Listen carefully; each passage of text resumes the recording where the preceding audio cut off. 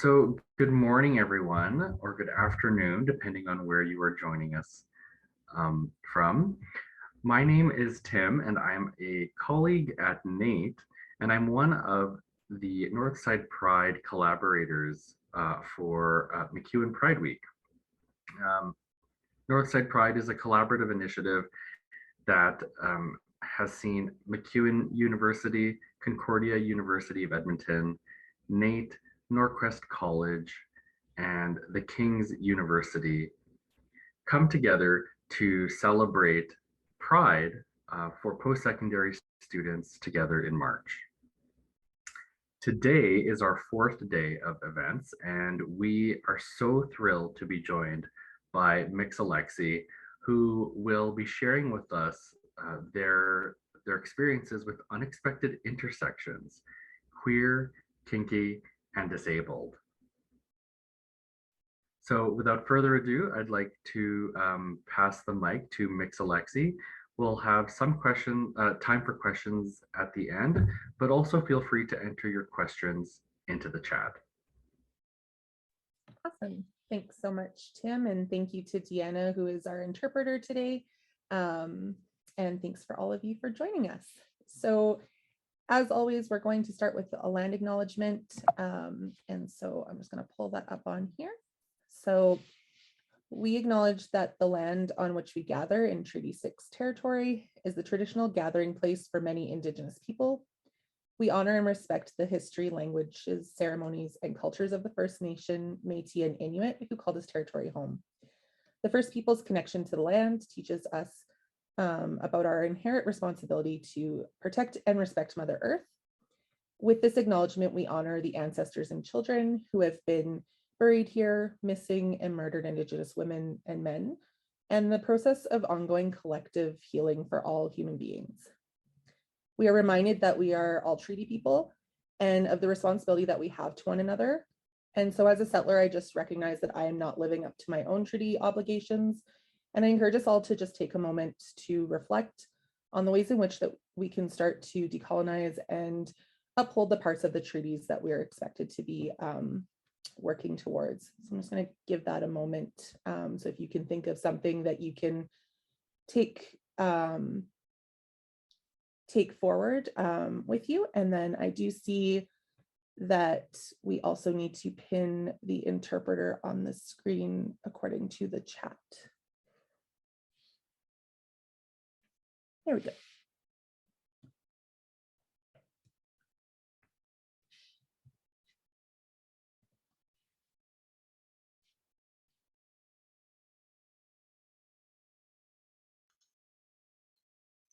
Should be good to go now. Okay. So again, we're going to be talking a bit about unexpected intersectionalities today. So my name is Mix Alexi, as we talked about. Thank you for being here. You are also welcome if you are outside of Treaty 6 to post in the chat where you're from. I know we have some Treaty 7 here as well. And we also have some folks from New York area, which is very exciting. And I'm honestly actually not sure what treaty which area that is. So if you do know, feel free to put that in the chat as well. And yeah, we're just going to get started going through the workshop schedule. We will talk a little bit about myself, which is not really why we're here, but it's going to have a little bit in there. We're going to talk about some topics and terminology around being queer, kinky, and disabled.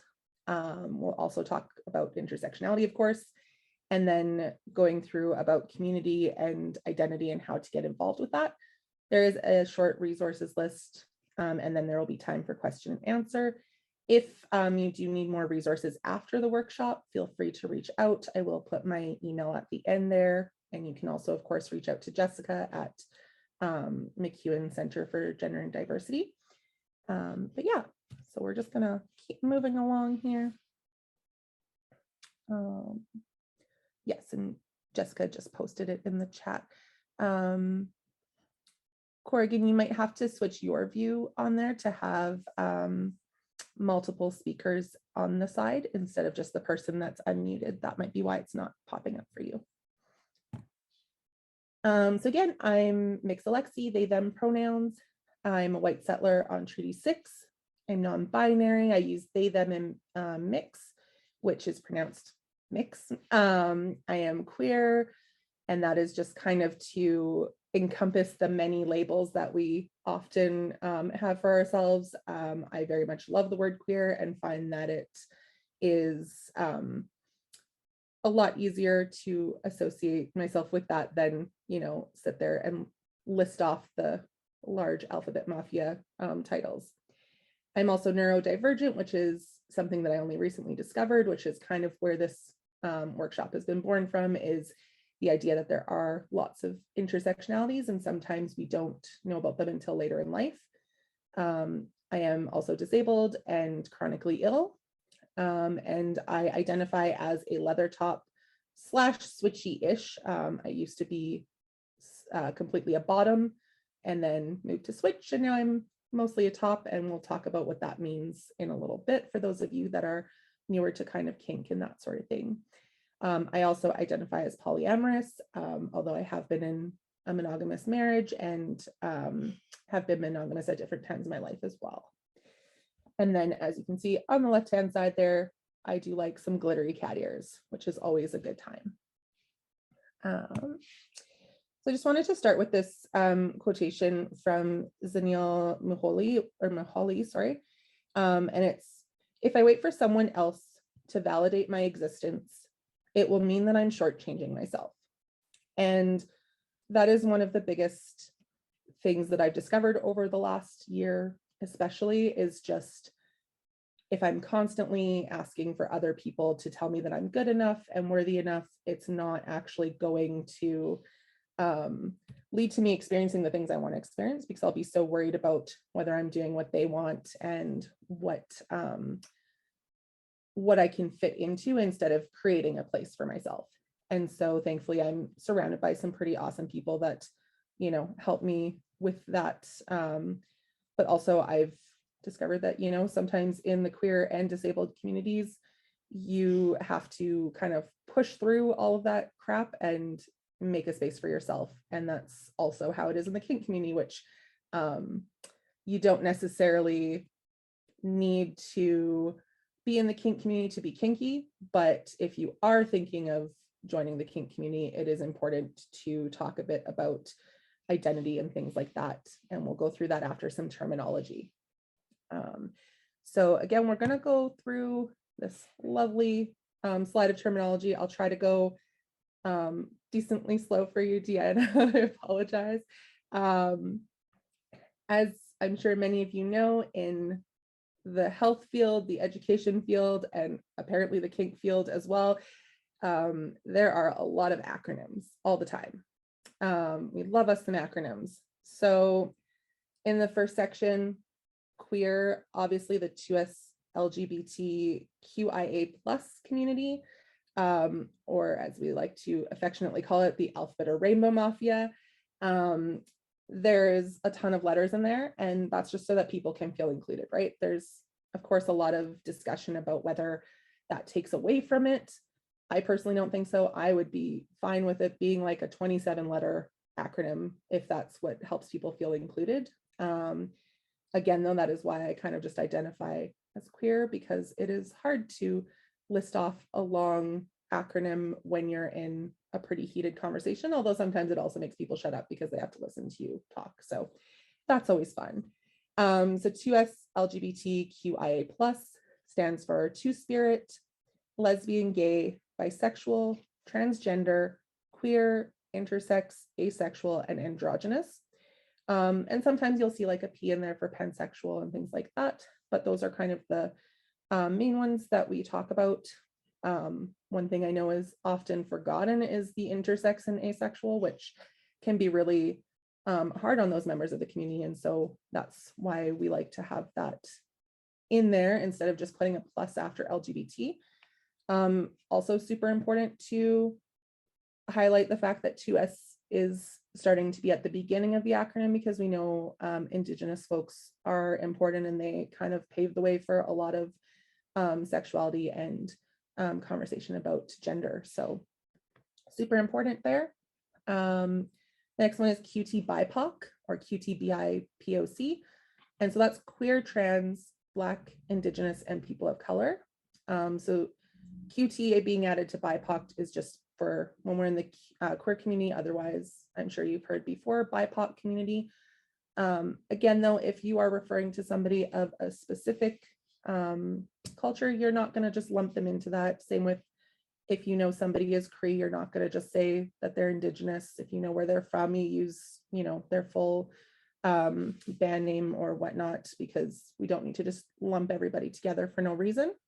GSRM is a newer one, which I really am enjoying because it kind of encompasses a lot of the alphabet in there, where it's gender, sexuality, relationship minorities. So if you're talking to people that you're not sure if they're like polyamorous, if they're asexual, if we're going to be talking about the fact that some people know their gender or their gender identity, but not their sexual orientation because they're still discovering, GSRM can be kind of helpful with those conversations.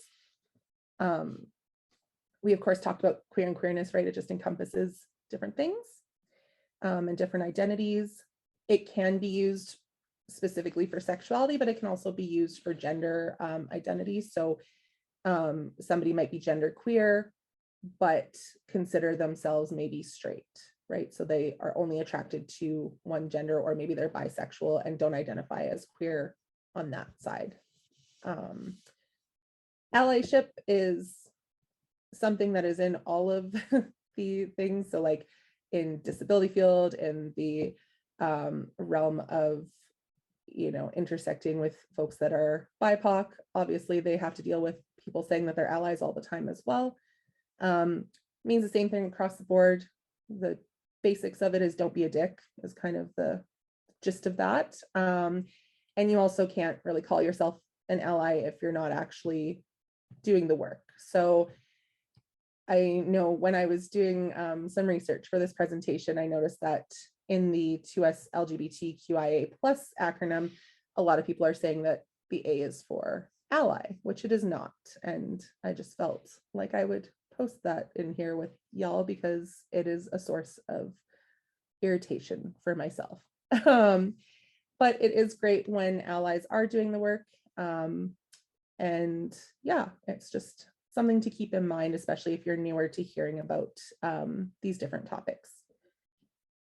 I'm going to move into kink. I swear it's not just going to be all terminology all the whole hour, but I do want to make sure everybody's kind of on the same page before we move into anecdotes and things like that.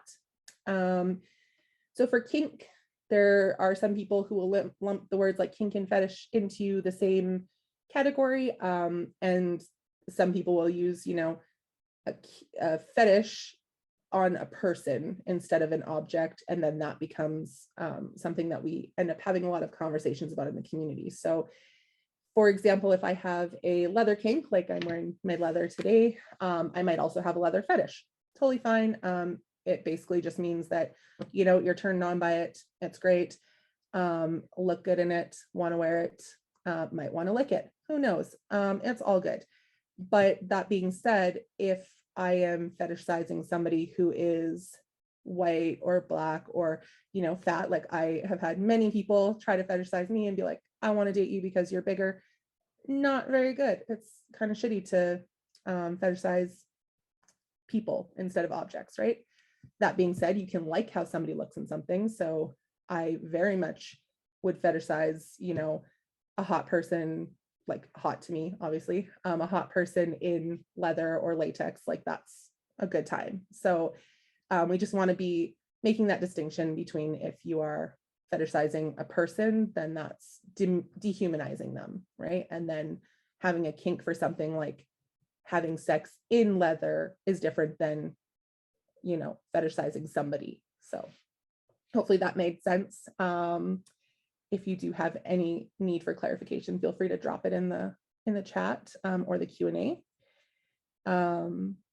The next one is BDSM. So bondage, discipline, domination, submission, and sadism, masochism. Oh, brain. Obviously very popularized in the last few years by 50 Shades of Grey.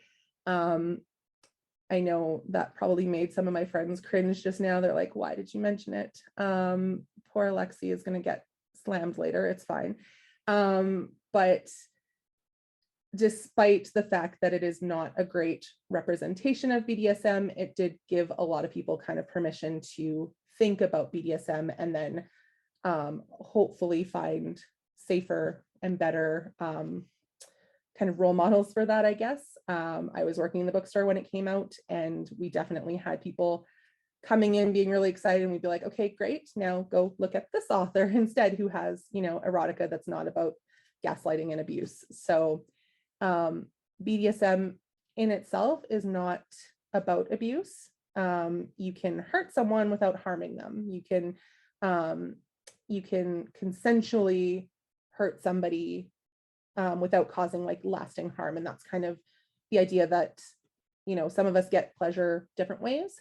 And BDSM is not all about sex either. So as somebody who identifies as a spike, which means that I'm asexual, but will sometimes spike and, you know, want to be sexual or intimate, I can do BDSM completely separate from having sex with someone. And there are a lot of ace people in our community.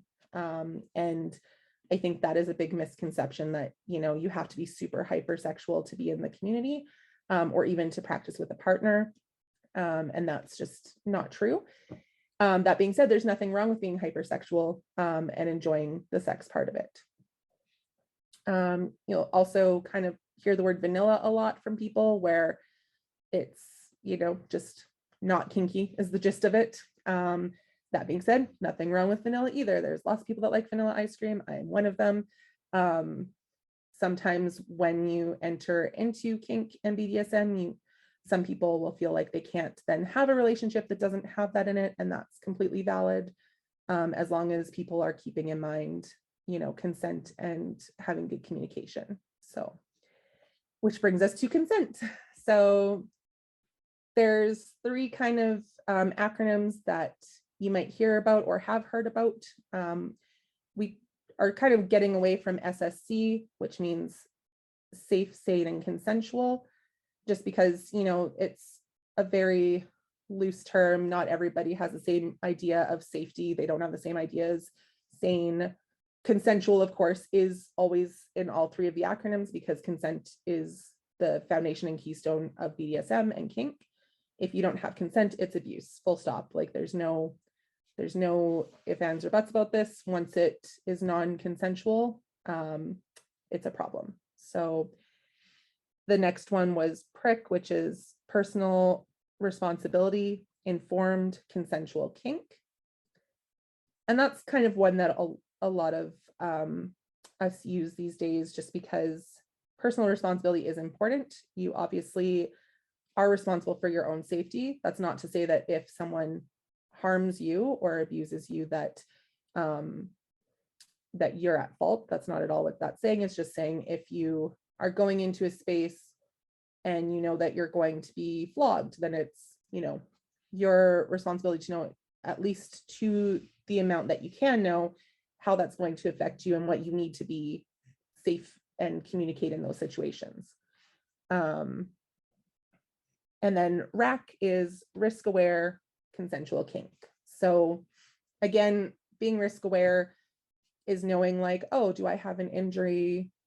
Is the person I'm playing with, do they know actually how to use these techniques? Are they going to workshops? Do they know kind of first aid, for example, things like that? So I have been using PRIC more often, I guess. RAC is, you know, similar enough, but we definitely can always improve on these things. And, you know, as we get more information and more knowledge around safer practices and safer spaces, that kind of comes up. Pervertibles are just on here because we might end up getting to that conversation in a bit here.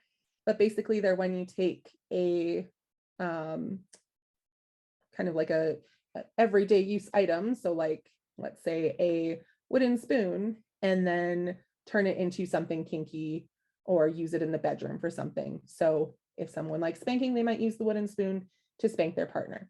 Or if you have like a paint roller, right, for painting the walls, some people will put like little tacks in them and then, you know, roll them over somebody lightly for sensation, or maybe harder if they're a little bit more masochistic or sadistic. So yeah, just using different things like that to cause pleasure or pain. And for some people, pleasure and pain are the same thing, right? When I say community, using like the general term of like a local community or a community that can span across many borders. I know everybody has a different idea of what community means, and so that can be an issue in some cases. So like I use it pretty loose where I'm like, oh yeah, we're all in one big community, we're all happy knowing each other. We're not actually happy. It's the same as if you're in any community, right? If I go to a campus, for example, like at MacEwan, we're all in the MacEwan community. It doesn't mean we all know each other, doesn't mean we're all going to get along or have the same opinions, but we do want to still build up that place that we're in, right? Because if you're tearing down the place that you're living in, it's, unless it's to make it better, it's actually causing everyone problems, right? So again, when we're saying community in kink sense, we're just talking about local folks that kind of know each other, or people that have met at conferences, and it spans across sometimes provinces, sometimes countries, have met presenters from, you know, different places in the world, and some people stay in touch and some don't, and that's fine too. That is one thing that sometimes surprises people. I know when I was on dating sites a while ago and I would mention being part of the kink community, people would be like, what do you mean there's a community of people? What do you mean there's play parties? What do you mean there's this? And it's like, there's a reason it's not talked about as much, and it's because we want to ensure that like people aren't just coming in off the street that have never heard of kink and like coming into a conference or a party and being like, oh, that looks really cool, I'm just going to go and, you know, hit the first person I see, and then being like, oh, that wasn't consensual, right? So it isn't talked about as much, but of course there is a community, and we'll talk a little bit about how to find and build community in a little bit here. And then disability, super important in this intersectionality piece, where there's disabled and abled. So pretty straightforward, right? If you're talking to somebody who considers themselves disabled, and then they're talking about somebody who doesn't have the same physical or mental, emotional, whatnot, developmental disabilities, they might refer to them as abled or able-bodied. Some people still consider disabled not a great word to use. I personally am fine with identifying as disabled, because it's kind of like queer, where you take it back, and there's nothing wrong with me being how I am. And so yeah, I like to use that word. Neurodivergent and neurotypical. So again, two sides, where neurodivergent, you might have like for myself, for example, I have ADHD and autism. And so I am neurodiverse, so my brain works a little bit differently than some other people. And then neurotypical, their brain works typically, which I put in quotation marks, because obviously we're finding out more and more as years go on that a lot of it is just like undiagnosed things, and there's a lot more people who have things going on in their brain that is, you know, different, again in quotation marks, than what the medical field would say. And so that's a whole other workshop in itself. Autistic and allistic is, again, two sides. So somebody who is autistic, their brain works a little bit differently than somebody who is not autistic or allistic. When we talk about accommodation, obviously it can look super different for different folks. For myself, an accommodation would be, you know, having a fidget toy to play with. Or it might be that I'm able to get questions for workshops ahead of time so that I can read through them. Or if someone is deaf or hard of hearing, they might have an interpreter. An accommodation might be to put alt text on images, so that if someone can't see fully or partially, then their screen can read to them what the image is. Just as a random aside, if you are using hashtags, for example, online, please use what they call camel case, where it's you capitalize the beginning of each word in your hashtag, because otherwise the screen reader does not read it properly. And that's just me throwing in a random plug there for using camel case, because it really bothers me when I'm sitting there reading everything in lowercase and being like, I don't know what this means. And if you listen to a screen reader try to read it, it does not make sense at all. So try and use that. If that's all you take from this entire presentation, I will be happy. Accessibility, again, we're going to talk a bit about the difference between accessibility and sorry, my brain just like stopped for a second, accessibility and availability. So I'll leave that for now, just because we're going to go through that. And then inclusion, integration, and segregation, some things that I work with on a daily basis, super important to me to make sure that we're using the lens of inclusion instead of integration and segregation, but they all do connect pretty heavily. So awesome. So we're going to go to this cute little slide here, story time. I do want to just throw out a trigger warning slash content warning. I'm not going to go into like details for anything, but just so that you know, there is mention of consent violation, ableism, exclusion, and abandonment, just so that you're aware. And so if you saw the kind of link for the workshop, it talked about how queer is a radical act of love, and it's also a form of protest. And that's also honestly the same with kink. It's the same with disability. It's the same as just existing as like, well, it's not the same. It's similar to existing as a person of color, in the fact that, you know, it is radical to exist. And unfortunately, it's that way because, well, capitalism and white people suck is kind of the gist of all of that. And that is typically the same for in the queer community, white people suck, and cis folks are also often problematic, but we are slowly learning and doing better. So that's where we're kind of at. So when we talk about intersectionality and kind of using our own stories as a way to uplift and empower ourselves, I've tried really hard over the last year to view my existence as an act of love and a form of protest, and that it's okay if like pleasure falls outside of the mainstream, and if my abilities fall outside of the mainstream, it doesn't make me less valid or less worthy. And so those are all super important for anybody, but it is a really hard thing to actually believe some days. When I was researching for this workshop, I talked to a couple of friends and interviewed them. And one of the biggest problems in the communities of the kink world, the queer world, and the disability world is just the lack of inclusion and the lack of acknowledgement of intersectionality. So like, if I go into this disabled community as somebody who is disabled, you know, I might find that because I'm neurodivergent, that folks with mobility issues might not be as welcoming, not because they don't want to be, but because they're not seeing the intersection there. Or they might be super welcoming about the disability thing, but then as soon as they find out I'm queer, it might not be as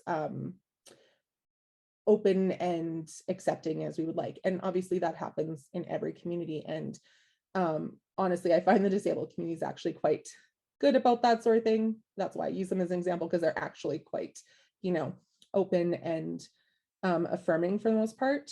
The kink community, you know, there might be sexism. Well, there is sexism, and that can be a little bit difficult, especially if someone like myself, who's been in the kink community for quite a few years and then changes their gender presentation, that can sometimes lead to a lot of issues. And so that can come up, or if, you know, you're diagnosed later in life, like I was with neurodivergency, then all of a sudden people are like, oh, that makes sense, or, oh, maybe you shouldn't be here because XYZ, right? So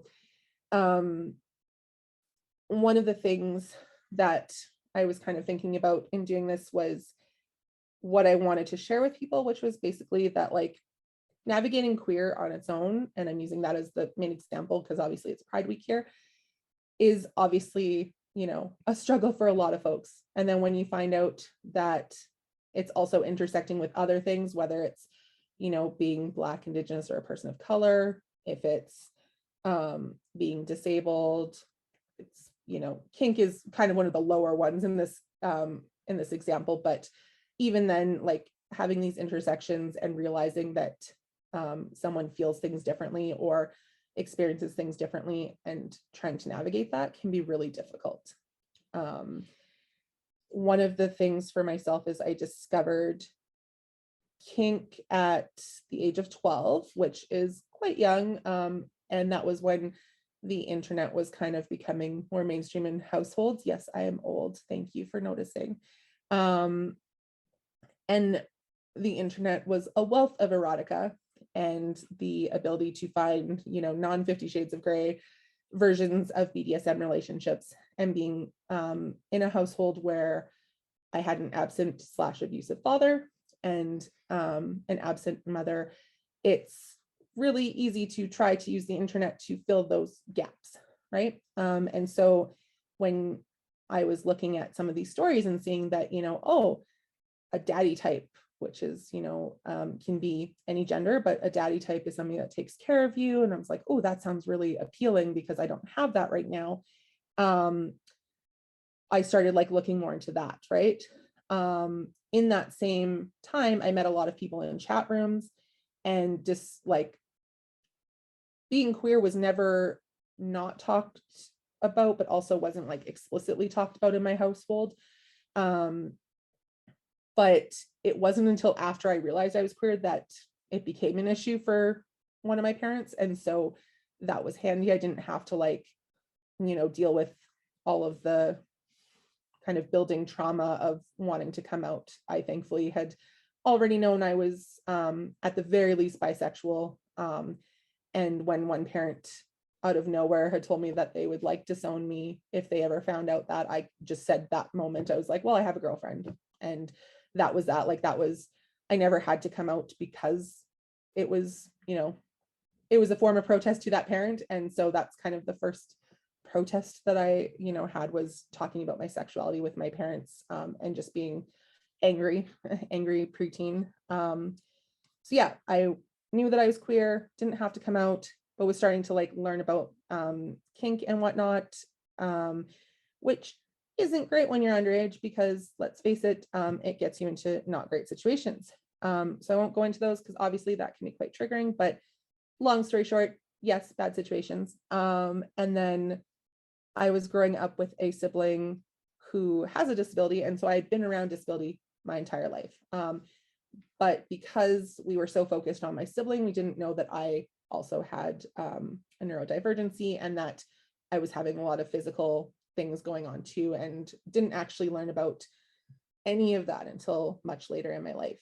So a lot of the things that I grew up with were kind of an open mind, open heart, but still having biases, right? Like obviously we all have biases. It just depends how they kind of come about. And so I didn't really have any biases around gender, although I know that can be a thing where, it is what it is. If you don't know anybody who presents as androgynous or as, femme, if they say that they're a man, then it's hard to kind of like figure out what your biases are until you meet someone like that. But I never really saw that as something that wasn't possible. Like I very vividly remember in junior high being told I looked like a boy and just being really confused as why they were using that as an insult, because it like I liked what I was wearing and it just didn't really, it was just a very odd comment. And so I appreciate that. And now I know it's part of my neurodivergency, which is great because it protected me in other ways. But yeah, I never really developed that kind of bias. But that being said, with sexuality, for example, often if someone identifies as bisexual, there's a lot of bi erasure or being told that, oh, you must be promiscuous. And so my bias ended up being that I needed to be a virgin until I was married, even though I wasn't even Christian. And so I was like really proud of that I was like holding on to my sexuality. And this was like a very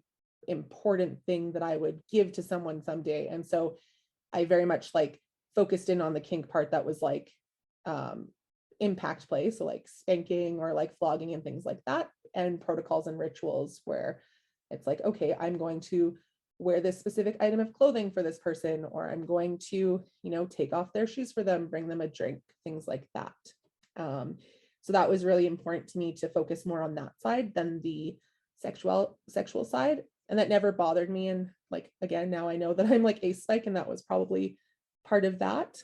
And also kind of tied in with partners. Like I've been polyamorous since I was 12, with the exception of a long-term monogamous marriage. I didn't know the word for it at the time.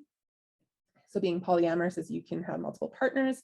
But again, it's not in the sense of cheating, right? Like it's still consent-based and communicative. So if you're not communicating with your partners about having other partners, it's cheating. That's, unless you have a don't ask, don't tell situation, which doesn't actually seem to be as popular as people like to make it sound like online. So yeah, that's a whole thing.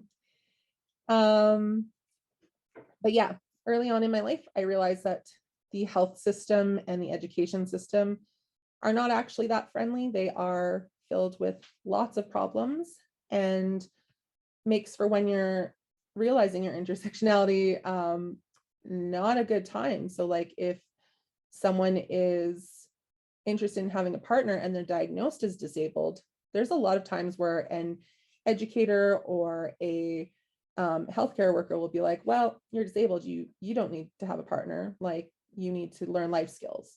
And or saying that someone is queer or that they're transgender when they are neurodivergent or disabled can often lead to them being like, oh, maybe we should put you in therapy because you clearly don't know what you're talking about. Like there's no way you could possibly know what a relationship is. You couldn't possibly know that you have feelings for someone of the same gender or multiple genders. And so that's a big bias that does come up in both of those systems.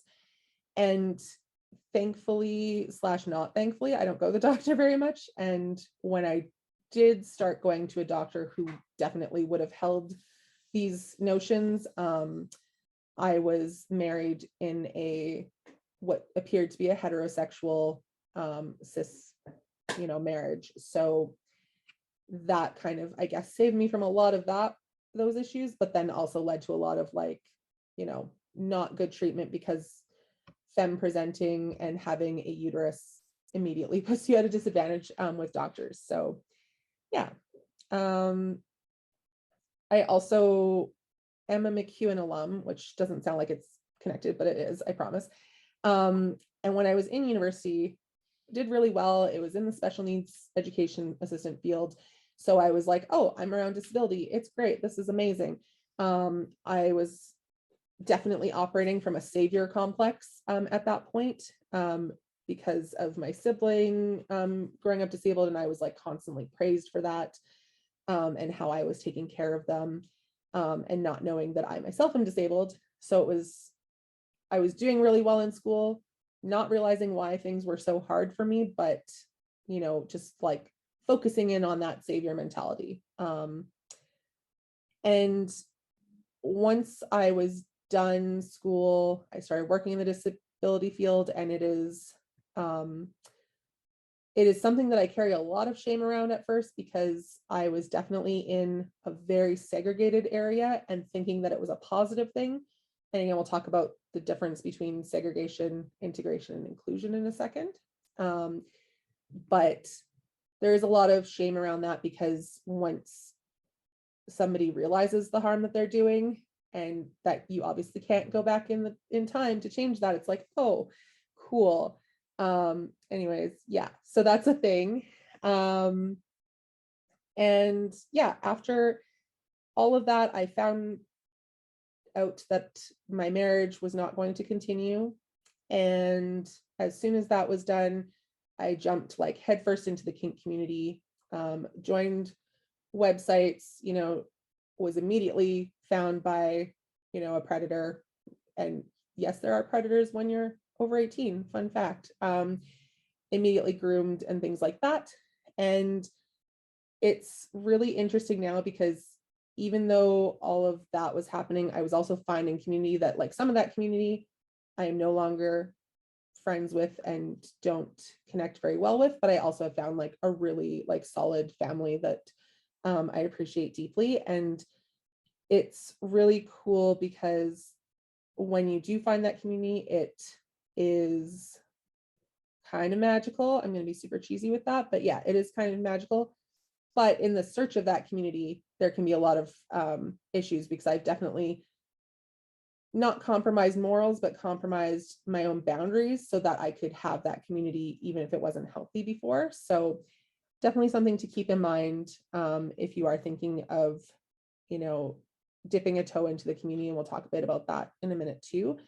But yeah, it's one of those things where if you're thinking about intersectionality, it kind of boils down to your identity. And I didn't find my identity until after I had had all of that crap that I just listed, where, diving headfirst into the kink community after, being in university, being around disability. And then it wasn't until this last year where, now that I'm working at an inclusive environment for folks with disabilities, where I'm like, oh, I have a disability.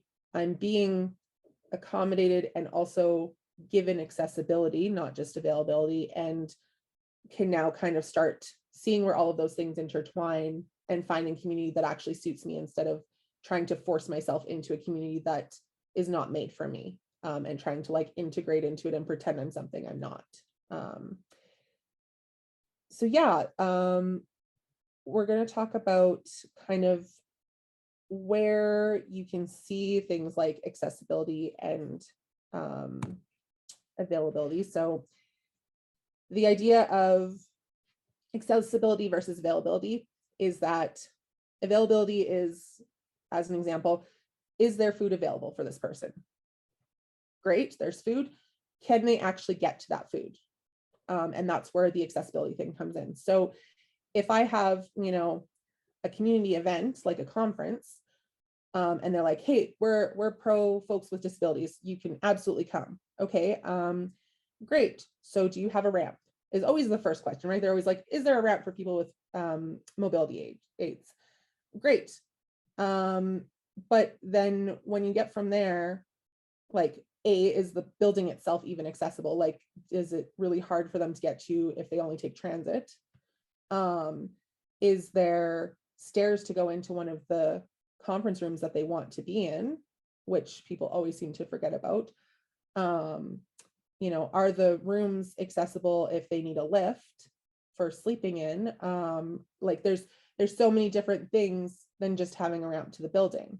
And so saying that someplace is accessible is not always what they're saying. They're usually saying that it's available. So we're making this space available for you, but you still have to figure it out. And so the biggest problem that I have is when we try to push in inclusion and accessibility as an afterthought, because that doesn't actually include anyone. It just means that people are then scrambling, trying to find a way to do this if they find somebody who has a disability or needs accommodation. So often they'll say, yeah, we're open, just send us a list of what you need, instead of being like, these are all the things that we're going to provide. And then if you need something outside of that, let us know and we'll work with you. Because if they don't start from a place of accessibility, guaranteed somebody's going to look at that and be like, well, I'm going to feel like a burden asking for this, so I'm not going to ask, or I'm going to assume that they're not going to have the funding for it, because let's face it, most places are saying that they don't have the funding for it. Otherwise they would have picked a place that was better in the first place.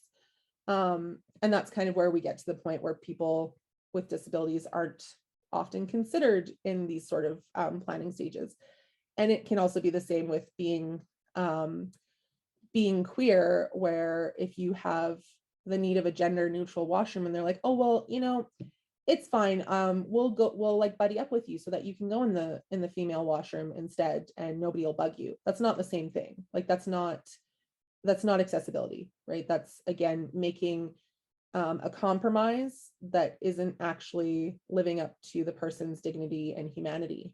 And yeah, I see in the chat there's a comment about having to remind people that the willingness to carry someone up the stairs doesn't equal accessibility. And it's super true. Like if I am going to a place and I am told that it's accessible, and then I get there and it's not, people will, of course, like also make it about themselves, right? They'll be like, oh, I'm so sorry. I didn't think about it. Like, I wish you had told me. And it's like, okay, but again, like pay folks for their labor, figure out what you need for inclusion and accessibility and go from there instead of doing it as an afterthought, because being felt like you're an afterthought is not great. Like it sucks. And it's, in schools, in campuses, having an entire new building, built without a gender neutral washroom in the 2000s, not a great time. Going to a campus that, has like a accessible doorway, for example, but then it opens up onto the ramp and somebody can't get up the ramp. Not a great time, right? And it's the same with like public buildings. I know one of my friends went to a restaurant that says that it's accessible, but the ramp doesn't actually line up properly with the door, or there's like, something in the way of the sidewalk so that they can't actually, use their mobility aids up there. Again, there's other things to think about, and having folks that are not in those communities try to make plans for it doesn't usually work. And so again, paying people for their labor is important, and asking around. Inclusion and integration. I'll just show you the next slide here. The difference is, of course, that if someone is integrated, they're still obviously not being fully participatory because there probably isn't that accessibility, right? Like, okay, yeah, you can show up here, but you're going to stay in the lobby and we'll come by and say hi every now and then. Unlike if you're being included fully, and you're able to like participate as anyone else is. That's not to say that you should have to change who you are to be included, right? Like that's a big thing where people are like, oh, well, if we just teach people with disabilities life skills, they'll be able to be in the in education. Or hey, if someone's in the kink community, we can just tell them that we'll make sure there's a ramp, not thinking about the fact that like, okay, but are you also going to make like a bigger space for their mobility issues? Or if they're neurodivergent like myself, are you going to like have the music blaring so loud that they have an anxiety attack halfway through? Or if somebody is needing to have a quiet space for a talk for negotiation, is that going to be provided?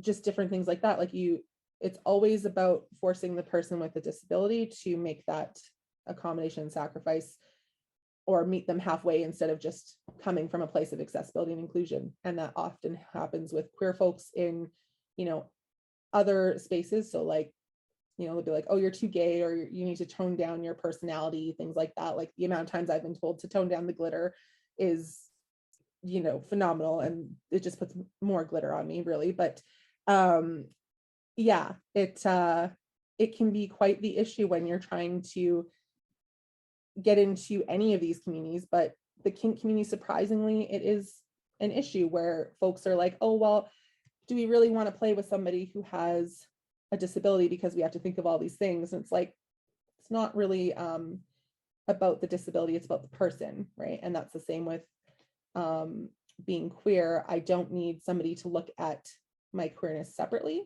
but because it is all of me. But I do need people to be understanding enough to like ask me what I need and come from a place of like dignity and humanity.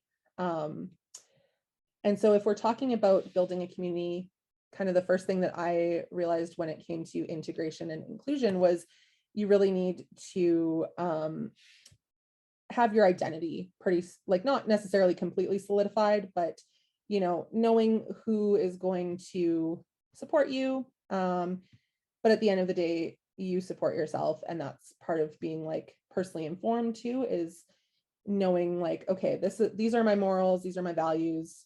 Maybe they're a little bit like skewed, like some of us have, want to punch people in the face a little bit more. That's fine. It is what it is as long as it's consensual. And then other people are just like, no, I just want cuddles. Again, totally fine. But if you're going into a community that's not accepting of one of those things, instead of like trying to be like, hey, I'm not good enough because they don't accept me. It's like, no, it's not about you not being good enough. It's usually about people just being jerks, for a nicer word, I guess. But yeah, figuring out your identity and what those intersections are can be really helpful. So when I first started in the kink community, I didn't know I was neurodivergent. So when I would have like abandonment feels and have, a daddy dom, for example, just like not understand why I was crying when he like wouldn't treat me a certain way, or when punishment was like a certain way, it was hard to have those conversations. And then realizing you have a disability on top of that, and wanting to have access to spaces that aren't really friendly for people with disabilities, but also aren't always friendly for queers either. A lot of the kink community can have a lot of very cis white places, and that can be kind of an issue. But again, you don't have to be in the kink community to be kinky. But if you did want to be, I would highly suggest like building up your identity. So like I am very much known for by my friends to have glitter on me at all times. I like rainbows. I like, cute things. Like I have like a bunny pin on my vest and things like that. Like I'm very playful, and things like that. And as you can see in this little avatar image here, two of my best friends are also, very awesome and fun people. And so that's the community that I aspire to be part of and to build up and create. That's not to say that if you're being excluded from a community that you should just like back down and be like, okay, yeah, like they don't like me, so I'm not going to be in it. That's not what I'm saying. But like, if you are only allowing yourself to be in a space to be validated, it's not going to go very far, and it's not going to be very fun. And kink is supposed to be fun. It's supposed to be about pleasure, even if that pleasure is pain related. So yeah, whether you're kinky, queer, disabled, identity is a huge part. So some folks will use identity first language instead of person first. So instead of being like, I'm a person with a disability, I will say I am disabled, right? Because it is a huge part of me. Just like I will say I am queer, I am not a person who has like a queer. That doesn't make sense. Or I am not a person who is pansexual, I just am pansexual or queer. I realize we're almost out of time, so I'm just like going a little bit further because I had a tangent. One of the things about being a protest, and whether that's in disability, queer, kink, anywhere, you can't spell courage without rage. And I very much love Tawahum, I think it's BJ, but I could be wrong. They are a local queer two-spirit poet with ADHD, and well, I guess not local, they're from Ontario, but they're amazing, and they do have a couple of YouTube videos as well.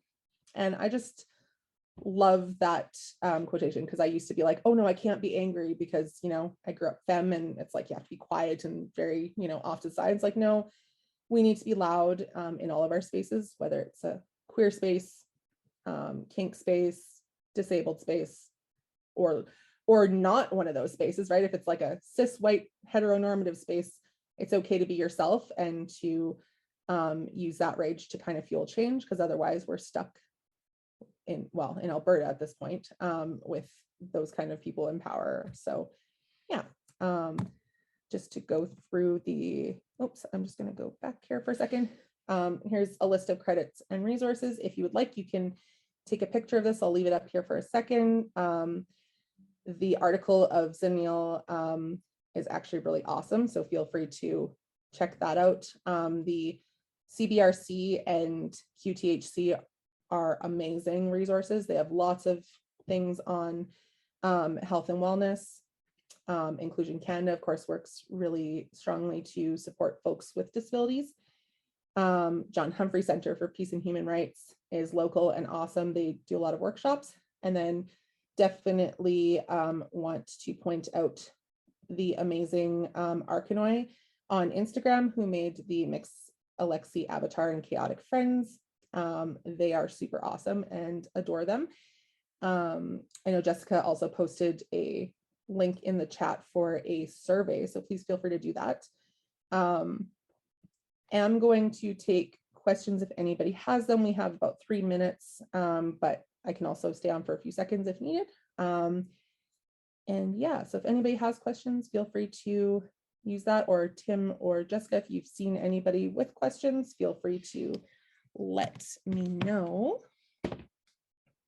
Otherwise, I'm just going to pop this on the last slide, but that's my email. You're welcome to also send me personal questions about any of this. I'm always happy to connect with anybody. And yeah.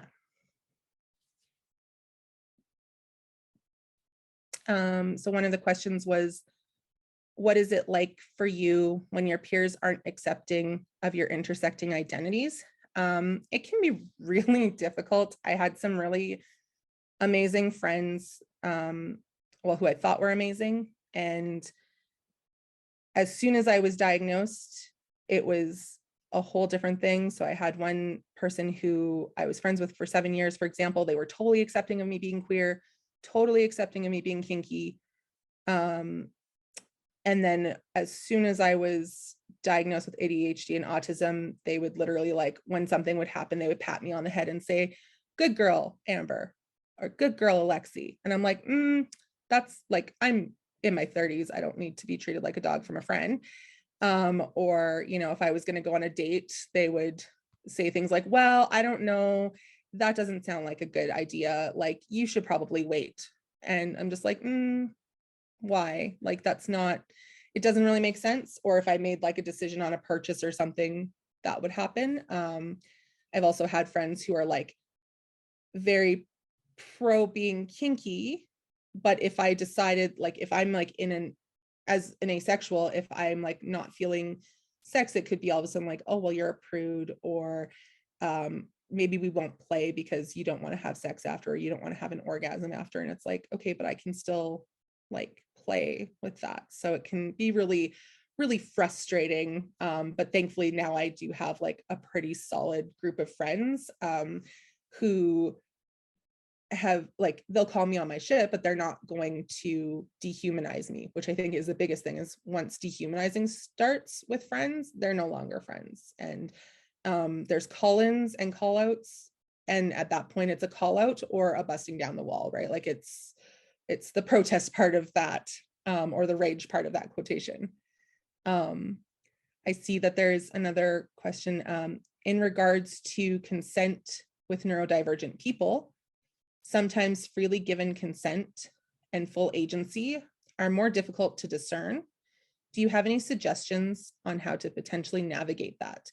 So that's a really good question. I actually, when I was interviewing two of my friends, they both brought that up because they are also neurodivergent. And I find it really difficult because some people will say, "Oh, as soon as you have a mental health issue, you can no longer give consent." And that's not true, right? But there is like that pervasive bias of, if someone has autism, that they're immediately like, they must be of the mental age of 4 and they can't give consent or something like that, which is ridiculous. And I've had that before where folks might say, "Well, you probably don't actually know what you're consenting to." And I've had a friend who also really wants to be in the kink community and is being told, like, no, they definitely don't know what they're talking about. And so I think finding how they best communicate. So if, let's say, writing is more effective with them, or some folks are really good with charts and other people need like more of an artsy type thing. I've definitely done like brainstorming webs of consent before for myself, of like where my morals and likes and dislikes are. Some people really connect well with like music and things like that. So even finding songs or stories that talk about a situation and like trying to guide that. But at the end of the day, asking them how they feel about consent is pretty much the biggest thing, and not just assuming that they need a special strategy. But some people do, right? And so if it's hard to discern that, then being like, okay, being honest about like, I don't know if you're actually enjoying this thing or if it's now become a problem. And so obviously safe words and talking about like, do we need to stop or can we keep going if you say or do this thing is important, but then also finding those like backups. So like if somebody is like, oh, I'm going to need you to add the color blue to the traffic light system, which is like the traffic light system. If you're not familiar, if you're in kink and you're playing and you say, you know, green means go, yellow means maybe slow down because I'm not sure if I'm feeling okay, and red is like a hard stop end scene. Some people will add blue in, so if they're feeling emotionally triggered, that means that like it's not a hard stop necessarily, but the person topping or the bottom needs to kind of come out and act more like to what that person needs. So if let's say you're playing with like a really intimidating person and call blue, maybe they'll like get down to your level and be like really calm words. Other people, you know, they might need immediate physical touch and things like that. So having those conversations about what their consent looks like, and then what to do if they're not sure if they're still consenting, because that can be a thing too, right? And some people don't want to say that they're not sure anymore because then they might disappoint someone, and that's, you know, it's still not healthy, but we need to also be understanding that people are at different places. And yeah, and I didn't really mention it, but if you do have a partner that's like thinking of getting into the kink community and they are disabled, that can be a really big challenge. And I did mean to talk about that more. I know we ran out of time, but like I'm happy to have one-on-one conversations with people about that because it can be really difficult to navigate, especially when so many spaces aren't inclusive. So yeah, that's definitely something that I'm open to chatting about more. So